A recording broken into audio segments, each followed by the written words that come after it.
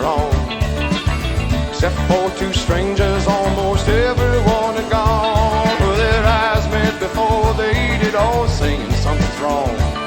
But they could not say if they should stay or should be moving on.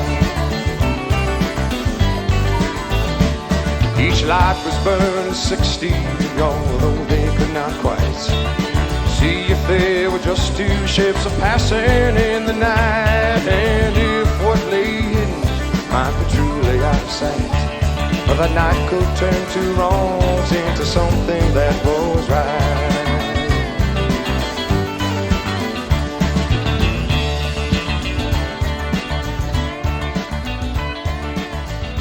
Welcome to Songs and Stories from Home, as we continue to share the Dear Partner letters. Letters to my friend and songmate of 55 years, Mike McCoy. Dear Partner, you've always had a way of taking a song and making it your own. The song we just heard, the Café, from the Between Friends album, it's a good example. In this time of COVID, these letters are an opportunity to share songs and stories and reflect on things. Things like a lifelong musical partnership,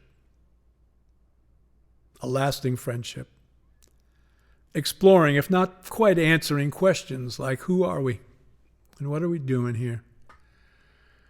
Or sharing in the quest to align truth with love and love with truth. Because these letters are addressed to you but meant to be shared as a way for people to get to know you or us better, in this letter or podcast, we'll be sharing a video of us singing one of our early songs, The Greyhound, a song that tells the story of people stepping out of their lives, if only for a moment. And after that, another video of the two of us talking. We created it 10 years ago, when we'd only been doing this for 45 years. It was part of the Campfire Conversations, and in the transcript of this podcast, you can click on Campfire Conversations, and that will take you to more of them at markpearsonmusic.com. There are two more of the two of us, as well as some with other members of the Brothers Four, and also with Ted Brancato, who's playing keyboards on this next song, The Greyhound. Boarding the bus at midnight, tripping down the aisle in the bad lights. One seat left, it's near the back and to the right. You moved your coat with a sigh when I asked if I could share the ride. Wheels began the rolling toward the moon and the sky. You were reading the Sunday Times in a light that might just leave you blind. Paper was already 2 days old, you didn't seem to mind. A baby was crying all night long, a conversation nearby about Freud and Jung. People singing in the back, a bunch of 50s songs. Closing my eyes and trying to rest, it was a fateful night at best. Half awake and dreaming I was living somewhere out west. We sat together at the breakfast stop, drank our coffee from well-stained cups. Something struck us funny as we were getting up. Happens just a few times in a lifetime. Find yourself outside the hands of time, like Alice falling deep into what was to be a nursery rhyme. We lived a day and night that filled a lifetime. We talked about the weather in the afternoon, stopped for dinner, then when we resumed, the conversation was taking on a different tune. The sun finished racing across the sky. We were becoming hypnotized by the turning of the wheels that erased the last trace of life outside. The darkness closed round like a magic spell. If we tried to escape, the deeper we fell. We fought it no more, and now we knew that we were compelled to share all of our joys and fears, saying things we thought no one would ever hear, holding hands, no one outside would interfere. We lived a lifetime through the night, shared it all and never quite believed the world would ever return into the lights. Happens just a few times in a lifetime. Find yourself outside the hands of time, like Alice falling deep into what was to be a nursery rhyme. We lived a day and night that filled a lifetime. When the morning came, we were silent, for the magic spell was ours no more. We stared at a paper now 4 days old and wrinkled on the floor. We went out like anyone, forced to decide between a stranger and the world outside, waiting restlessly now for help to arrive. The bus sign stopped, we stepped to the ground. We both saw familiar faces, we had been found. You smiled, grabbed your bag and melted down into the crowd. My friends went up and said, we're glad you came. You look kinda tired, you should've come by plane. I wondered if I'd ever understand what I knew I'd never explain.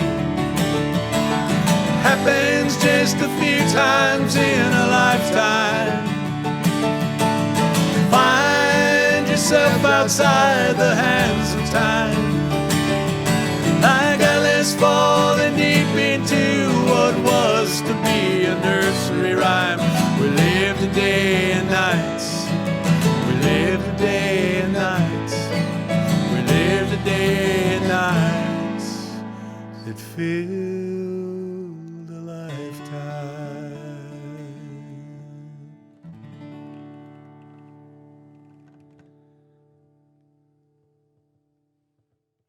Well, I think it's kind of most amazing, McCoy. We've been doing this for 45 years, and one of the main reasons we're stopping here is that we have 2 new albums, Brothers 4, Golden Anniversary, and Between Old Friends. Old friends. Yeah, and I think one of the kind of neat things that I've kind of discovered as we've gotten here is that that today could be our best day. That tomorrow could be our best day. The song we're about to sing could be the best performance. The song we're about to write could be the best song we've ever written. And I think that's pretty amazing to be at this place in our friendship after 45 years. Well, it's unique in that sense because I mean, people have friends, you know, that they've had for the last 40, 50 years, but ours just stayed somewhat unique. Yeah. Just in the way we're together. You know, it's you know, brothers from different mothers or something like that, so they say. But the connection there is just amazing. I mean, to me. Yeah, me too. Not much of a social person, you know. Friendships don't come that easily to me. I mean, true friendships. And in this case, it's a true. And there's a difference between friendships and true friendships. Well, this is a true friendship. This is one where, you know, if you didn't see somebody if I didn't see you for a year, the Good day luck. that I saw Good you, luck. which will never happen, Yeah. but the day that I did see you, I mean, it'd be like yesterday is the last time I saw you. I mean, I think we're that close. Doing as much as we've done, primarily a lot of singing. A lot of music. Yeah. I probably know you in that respect better than you know yourself. Probably. It's just that the camaraderie in the field we've developed for each other. You know, relying on each other, taking care of each other, witnessing to each other. Yeah. Is sort of that what molds that Had friendship together. Yeah. Kids together, now growing old together. That's right. Quite a journey. Quite a journey. Starting when we were 17 years old. Well, 18, I was 17. 18. Excuse me. I was 17. Yeah. Yes, I was always the older, wiser one. Yeah. From the time we met at the Phi Gamma Delta. Yeah. So, we met in the fall of 1965 in University of Washington, Husky Stadium, and then we ended up being in the same fraternity. And my memory is that because we were playing football, they had these special places called the maids' quarters where you didn't have a sleeping porch, but you had a couple of a bunk bed with one other with an upperclassman, and we were next door neighbors. But you used to come in on Saturday nights and you'd play the radio so loud you drove me nuts. I wasn't the best neighbor. If I remember correctly. And then one Saturday night, I remember being in one of these rooms, and a guy named Jim Maloof, Dick McAuliffe, and I can't remember who else, but we were singing some songs. The door was shut and it opened up, and this voice with this harmony, this amazing addition to this, probably a Tom Paxton song that we were singing. And I turned and looked over, and I thought, well, it's my obnoxious neighbor. And it wasn't long afterwards. Well, you wouldn't talk to me the other way. So. And it wasn't long afterwards that we formed a group, and there were four of us, just like the Brothers Four, who had formed at the Fiji House about 10 years earlier. And we did a little bit of singing here and there, and especially the serenades, where we would go over to the sororities and kind of make some music that way. We had a guitar and a gut bucket and four voices. Yeah. Pretty much. And big eyes. and big eyes. Yeah. And picking out folk songs. Yeah. And I think it was definitely not going to be a career. It was not that serious, but it was an important part of life. And then in the spring of 1968, we got invited to go to LA. And your all-American college show. And what they did, that was kind of it was like Ted Mack and the original Amateur Hour, long before these most recent talent shows. And they were looking for an all-American look, and they did 2 shows per time, 4 acts each, and the other 7 acts were all looking for managers, agents, trying to get their start in LA. And then there was us, who sat by the pool. With the big eyes still. Yeah. And then I'll be darned, we won our little segment. We won our segment. Yes, we did. Yeah, $1,000 and a big prize, big trophy.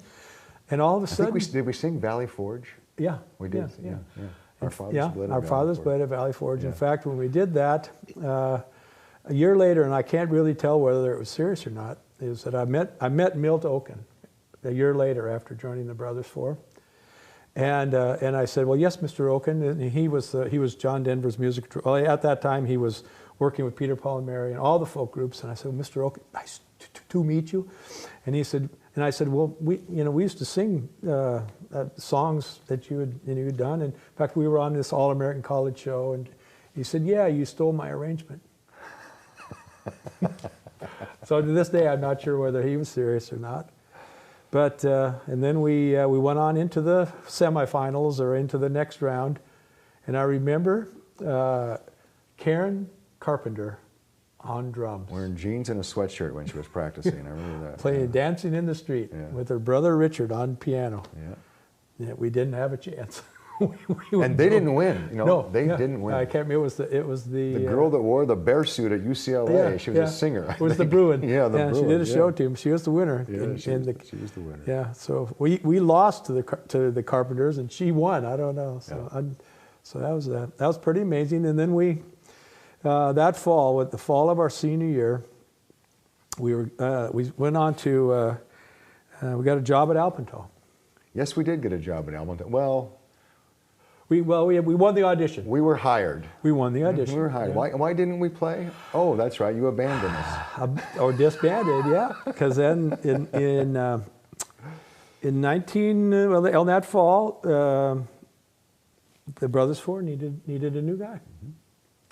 They stopped in Minneapolis. They asked the guy there, who, this is to sort of show you how your life kind of turns on a little thread. They asked the guy whether he wanted to join the group. He said, "I'll call you back in a couple of weeks." Brothers Four were coming back from the Bahamas. The last job they worked as the original guys. The phone doesn't ring. I get audition, do okay. In that first of the year, January, because the Brothers Four had a gig at the Lake City Elks, the middle of January, and they had to replace Mike Kirkland by then. So the phone rings early in January of 1969. It's John Denver saying he wants the job. Too late, not available. Already given to Mark Pearson. Yep. But to take a step back, when our group was called the Morning Ride, Yeah. and we had this gig at Alpental, singing on the weekends, weekly, yeah, Saturday singing nights. on the weekends, Yeah. Saturday nights, Yeah. good gig, skiing for free. Yeah, free food, free beer, yeah. free beer, and it was for the college guys, 21, 22 years old. It was great. Our hopes were high. Yeah. Until they were dashed by you. I know it. Yeah, but see, in another 45 years, I figure you'll forgive me. No, I haven't. No, I haven't. Well, but see now, I've thought quite a bit about this over the last 45 You've years. had time, believe me. And see, the thing that I want to start talking about next is that those in the early or like 71 and 72, in those years. I decided, okay, I'm not going to be in show business, not going to be in music that long. So I'll try it on my own. And Bob Dylan's brother, David Zimmerman, was my manager. But to kind of get those things rolling, I did a lot of work at the Orr House and the hindquarters. So you got your ski gig. I did. I was a weekend guest with you. A weekend guest at the hindquarters. In Seattle. But the Orr House, we did months at a time. No, in Sun Valley, that was a lot of fun. Yeah. We sang 5 nights a week and 4 sets a night. I think 6 nights a week. 4 sets a night. Yeah. That was brutal. Skied. Just brutal. Stayed at the Powderhorn. How did we survive that? I have no idea. But stayed at the Powderhorn. That was fine. In fact, I even stayed on once our month was over there then. Yeah. Sort of. And I remember that's where I met Pat Sands. And he came. In fact, he used to tell the story. We were singing, and you said, "Hey, that's Pat Sands." There was somebody talking, and Sands, he never forgot this part where I said, "Hey, Pat Sands, quiet those guys down." He went, "Are you kidding?" He thought that was pretty hilarious. And so that in that part of my career, I felt as I kind of tried to make it as a songwriter, as a performer, or singer, and getting some traction here and there. And then in 1978, you came down to L.A. where I was living at the time, and we did a pretty memorable concert at the Brentwood Playhouse, and in a way, it was sort of the end of that first 10 years in music, and it was looking back on it now 35 years later, it was an awfully special time, and really just a neat period at the end of that sentence. Well, yeah, because when we started that to get up to Brentwood, and when we started that the Orr House and the hindquarter thing, that's kind of where you and I developed our singing style together. Yeah. That's where we figured out, okay, who's doing what and how we're going to do this, and I mean that's where you and I began. Right. And it's come to this. It's come to this. A couple old guys in wicker chairs. Yeah, 45 years later in wicker chairs. Cafe owner is stacking all the tables up with chairs. Both strangers got the feeling that he wished they were not there. Then both began to wonder, does anybody really care? That what is outside in the night seemed never to be fair. And the cafe owner, he points to the door, and both knew what he proposed. But neither asked the others if they were willing to expose. And it might have started there, side the sign said open, and on the other it just said close. On one side the sign said open, and on the other it just said close.